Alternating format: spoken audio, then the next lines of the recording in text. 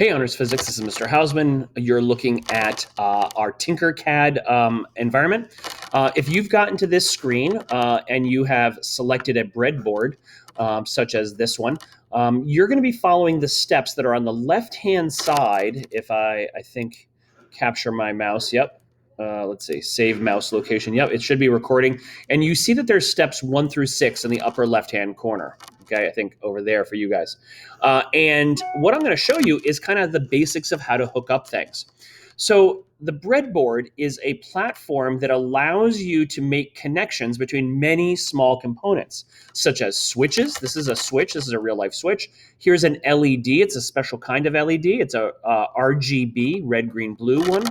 And of course, a real life resistor.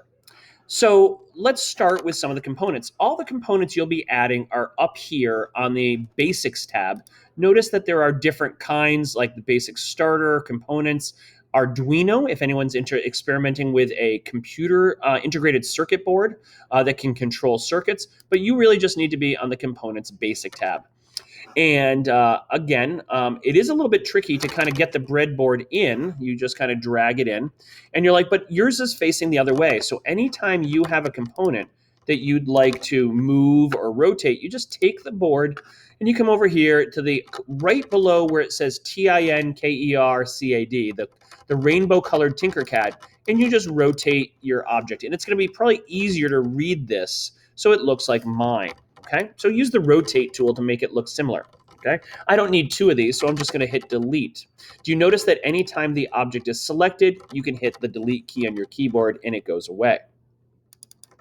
So let me zoom out a bit. It does tend to zoom every time you use the scroll wheel, if you have a scroll mouse or on your trackpad. So what's the first step? Well, you can go in any order, but the first thing you might want to do is say, Mr. Hausman has said that we're going to be building a 3-color RGB LED, and we need 3 switches, one that's going to control the red, the green, and the blue. And so how do you do that? You drag a switch in. It's a push button switch. And do you notice that when you drop it, it has pins that go into holes? You have to drop it over those pinholes. And right now the pins are oriented kind of so that they go above and below. And I'm here to tell you that I want you to use these 2 pins, so you need to rotate your switch, just like you rotated your board. So it goes in like 45-degree rotations, and put it between E and F, rows 1 and 3. Then you can bring in another one and rotate it, put it between E and F, but rows 5 and 7 right here, and then bring in another switch and do rows 9 and 11. You have no control over 9 and 11, but you do have control over the columns, right? You can move this anywhere you need to. Now, there's nothing magic about this, but what it allows you to do, especially when you see this interactive breadboard, is that you suddenly realize that row 1, every single hole underneath the surface is connected by a metal bar. So this breadboard allows for fast push connections without having to twist wires together or solder them, right? Soldering is when you use a heat, like a small hot metal tip, and you use a soft metal that melts easily, and you make a metal-to-metal connection by connecting it with like a hot liquid metal. So how do you kind of go about setting up some of the other components? I want you to find the RGB light bulb, the RGB LED. Yeah, you're going to have to rotate that as well. So do a quick rotation. Okay. Place it here in rows 13, 14, 15, 16. There we go. 4 of those, right? 13 through 16. And then you need to put in a resistor. And there's lots of resistors in here. But this resistor at the top, right, you drag in, and they're all the same size. But I need you to change the resistance.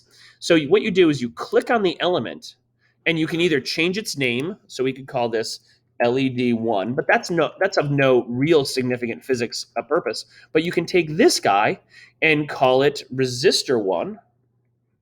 But you also can specify its resistance. And I would like you to dial that down to be 480 ohms. Just change the unit to ohms and 480. And you get a color coding change, right? The resistor changes its color, and it should look just like mine. Now for location, I want you to put it in row 14 to 18. And what that does is it creates a resistance for the whole for the whole LED. LEDs without resistors get overloaded with too much current. So the resistor provides some of that resistance. Okay.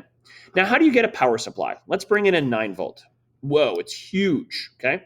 But I believe you can also change the size of that. But really, the battery is just going to sit here. Now, do you notice where I dropped it? It put in, right? If you unclick on it, see how it has a red and black terminal? You want the red to go in this rail. That's called a power rail. That's the high potential side, and the low potential side to go here. So you're going to need to, again, rotate and then place this in such a way that it's sort of out of the way. So what you do is if you put it in this bottom row out of the way, but look what happens. Every single connector, whoops, I don't want to do that. Every single pinhole on the power rail that's positive is all connected to the positive side of the battery. So that's where the circuit will start. The negative terminal of the battery, or the low voltage, the ground, is on the negative rail. So how do we start wiring up connectors? Okay. Well, if you follow the picture over here, you need to provide a power from the positive to the first switch. We're going to do the switch to the LED. So what we're going to do is we're going to connect, and it suggests to connect to letter A. But do you notice what happens? You click and finish, is I have just provided voltage to the switch. And you say, no, you didn't. This wire isn't touching the switch. Remember, if it touches anywhere on this row, it's connecting high potential over to this row.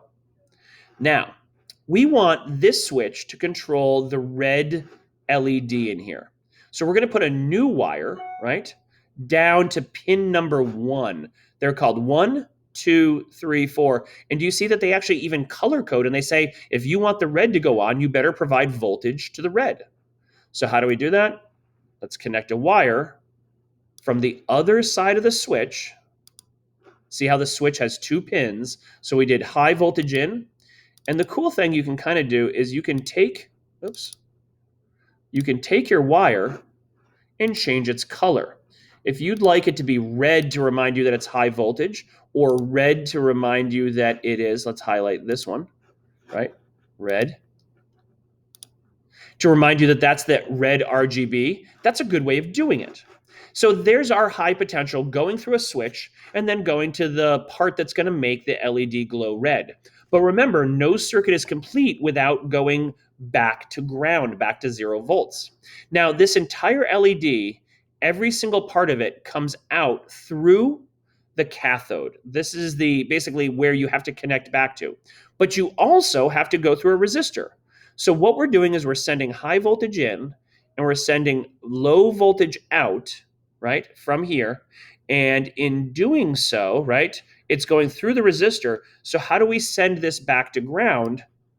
Is we connect it to the negative. And you'll see that in the picture. And I've done it a little bit different than the picture, but I'm going to color code this blue for low voltage, right? It should be, a cool color.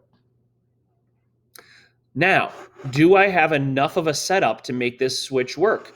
Yeah, as it turns out, this is ready to go, but only the first switch and the first color, the red color. So if you want to test it, you go to the Start Simulation, and you press the on and off button, and you go, yeah, the red light is on. It's a manual switch. It's not a blinking light bulb. But notice the other switch doesn't do anything yet, and the only color we can get is red. So let's hook up the next switch. Okay, high potential, and let's make that red for high potential. But to get to the RGB, maybe we want to go to blue. We want to have this switch be the blue switch. So we come out here. Notice we don't go to pin number 2. That's the ground. It's kind of weird. 1 is red, 2 is ground, 3 is blue. So we come down here to the blue pin and click to enter. Let's make that blue. That's the blue LED color. But notice we already have a ground. In fact, I'm going to actually change this ground instead of blue. We're going to change it to black. The most common color used. Oops, there we go. Oh, if you ever have a wire that won't let go, sometimes you basically just have to drop it in and then hit delete. Like it lost track of where you want to finish things off. So let's actually redo this and say, let's make it the coldest color possible, or black. So now we have high voltage into the red switch. We've got high voltage into the blue switch. And this one common ground is basically taking it back to the battery. And then we finish with the last switch. So where would we go for that? We would connect high potential to our switch, change its color to red for high voltage, high potential, but then we have to pin out down to the green, which is the very last. And you're not expected to memorize this. You can actually see what colors you're going to get. There's the red lead, there's the blue lead, here's the green. So do you see what I'm doing? I'm just going to change this to green. Ground is already taken care of. So let me zoom out and see what happens when I turn this on. It goes from building mode to testing mode. And now we've got a red LED that's hooked up in parallel with a blue LED and a switch, and a green one. Now, if it wasn't a push button switch and it was like a permanent switch, you can also mix colors, right? You can get red mixed with blue. You can get blue mixed with green. And that's not how we have it currently wired. We'd have to use a different switching mechanism. If you want to play with that, that's fantastic, but you'd have to go down here and find it. I actually don't see, oh, I see a slide switch. This one's a little more complicated though, believe it or not. We would have to turn this sideways. And we'd have to do some rewiring. Terminal 1, common, terminal 2. We'd actually only use common, which kind of replaces ground. Let me see if I can just do a quick switch in case any of you are interested in this. So connecting it to common. Oops. Just trying to make this longer. There it goes. And now unclick. Start simulation again. And now, there we go. Right? So I've got it off. Yeah, so it's kind of weird. So this is off and this is on. So how are we getting pink? Right? Well, we are, oh, I see the problem. Common, high, low. Yep. And that's a kind of a push button switch. I'm going to take that out though, because that was just a kind of a little exploration. Let's put this guy back in. Let's drag this back to where it wants to be.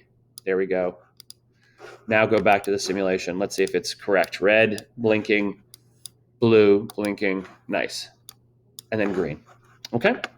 So that's how we get started with breadboard wiring for a 3-color RGB LED.